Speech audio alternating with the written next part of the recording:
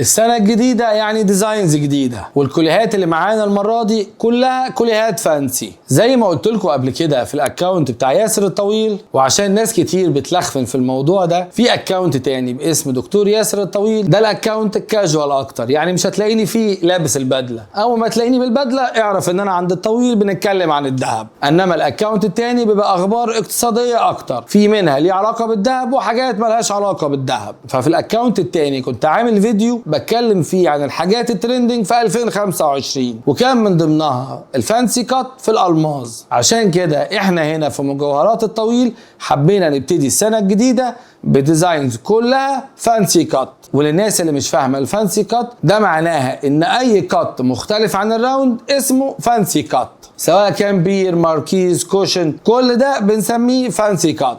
تعالوا اوريكم شويه كوليهات من الفانسي كات مطرقعه على الاخر، في منها السيمبل وفي منها الوسط وفي منها الكبير. واحسن حاجه من رايي ان الكوليهات دي بيليقوا على اي حاجه يتلبسوا عليها، وينفعوا جدا في الليرنج، سواء هتلبسي فوقيه كوليه او تحتيه كوليه. وعلى فكره بيليق كمان معاهم الذهب، وخاصه الكوليهات الجروميت سواء الخفيفه او الوسط. وكمان من الحاجات الترندنج 2025 الكالرد ستون، هتلاقوها عندنا في مجوهرات الطويل. استنوا الفيديو الجاي. كان معاكم دكتور ياسر الطويل، وده الجواهرجي.